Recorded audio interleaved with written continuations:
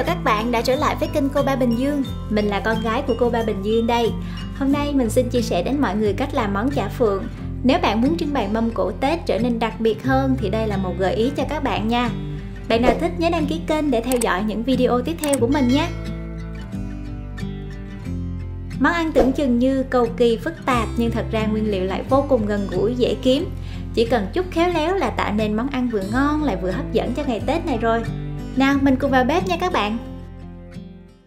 Nguyên liệu để làm món ăn này gồm có giò sống, trứng, bột năng, muối, tiêu, lá rong biển cuộn cơm, đậu que hoặc là đậu cô ve, cà rốt, rau thơm, dưa leo, hành tây để trang trí. Đầu tiên mình sẽ đập trứng vào chén, đánh tan.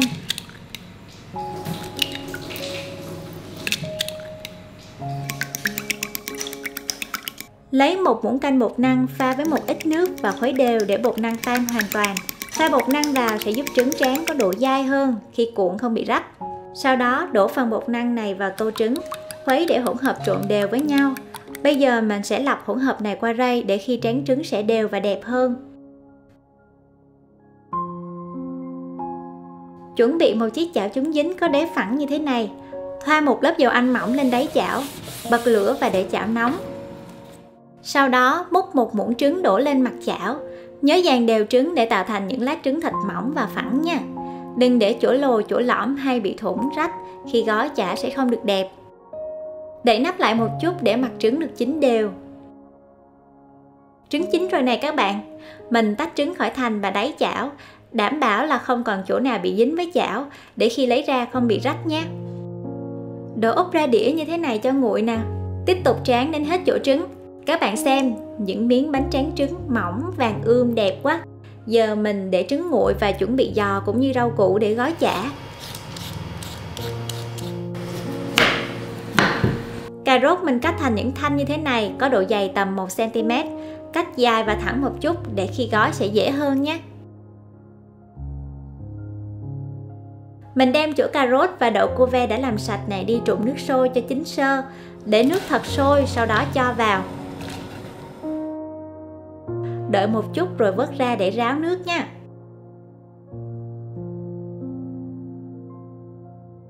Với giò sống mình cho vào đây 1 muỗng cà phê hạt nêm, 2 muỗng cà phê tiêu xay. Dùng tay nhồi kỹ để giò trở nên dẻo và thấm gia vị.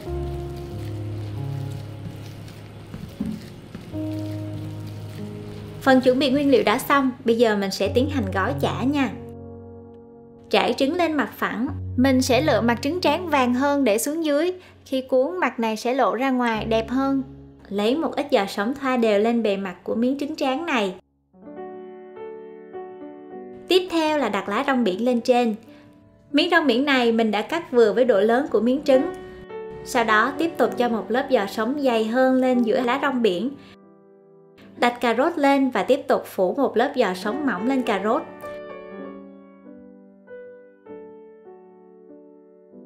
Cuối cùng là đặt đậu cô ve lên trên cùng và cuốn lại. Khi cuốn sao cho phần giò sống bao lấy đậu cô ve và cà rốt.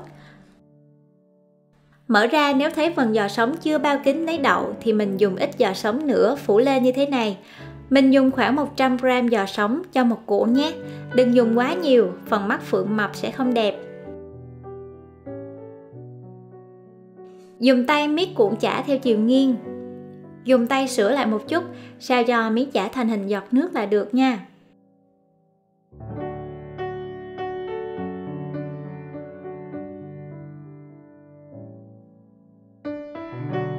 Cuốn chả xong rồi, bây giờ mình bỏ vào xửng hấp.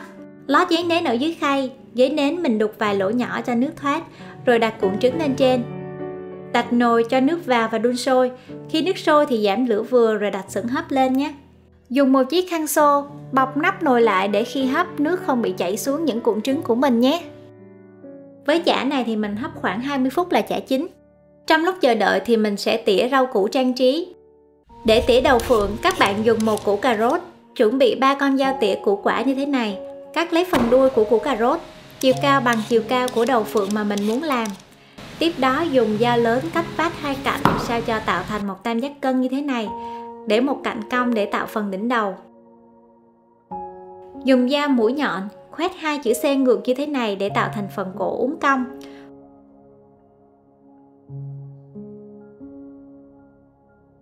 Từ phần đỉnh tỉa xuống một chút khoảng 5 đến 6 mm, vát để tạo thành mỏ chim. Cuối cùng, dùng dao tỉa gọt các phần cạnh cho tròn đều và tự nhiên hơn.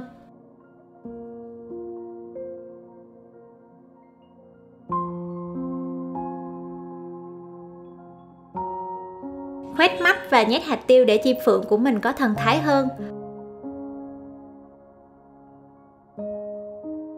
Tiếp đến mình dùng một con dao tỉa hình chữ V, chúi đầu dao nghiêng và đâm vào thành củ cà rốt, sẽ tạo thành những vải ngắn như thế này, nhìn giống như là lớp lông của chim phượng vậy đó.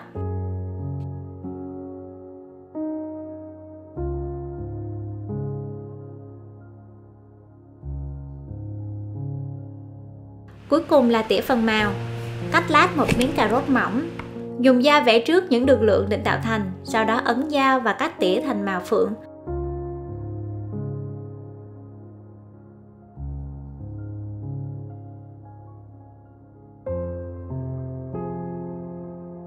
Lấy một cây tăm nhỏ để gắn cố định màu phượng lên phần đầu. Như vậy là hoàn thành phần đầu của chim phượng rồi. Phần chả cũng đã chín, mình lấy ra để nguội và cắt thành những lát khoảng 2 cm.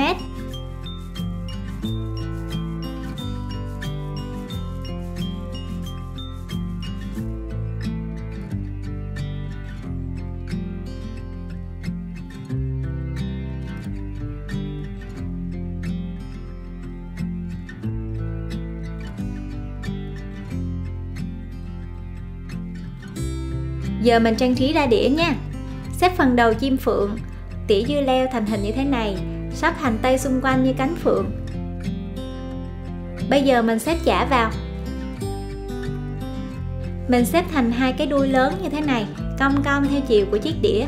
Phần còn trống mình xếp thêm một đuôi phượng vào đây nữa.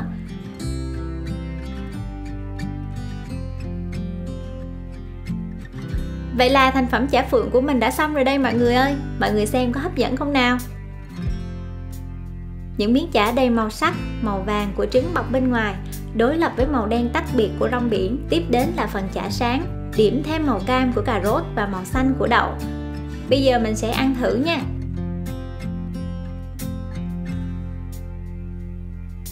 Wow, ngoài màu sắc bắt mắt thì vị của chả phượng cũng rất dễ ăn. Vừa có trứng mềm ở bên ngoài, giò sống giòn dai bên trong, hòa quyện với chút rau củ và vị của rong biển rất lạ miệng. Khá là đầy đủ dinh dưỡng cho một món ăn thơm ngon. Chế biến món này thì trẻ con và người lớn đều rất thích. Chim phượng hoàng là biểu tượng của may mắn, nhiều điều tốt lành. Giờ thì nem cơm chả phượng không còn là món ăn xa lạ nữa. Cùng vào bếp trổ tài để Tết này cả nhà thưởng thức nha. Chúc mọi người một năm mới an lành, hạnh phúc, gặp nhiều may mắn. Cảm ơn mọi người đã xem đến hết video. Hãy bấm đăng ký và bấm vào cái chuông để tiện theo dõi những video tiếp theo của mình nha. Cảm ơn mọi người đã luôn đồng hành và ủng hộ kênh Cô Ba Bình Dương. Chào tạm biệt và hẹn gặp lại.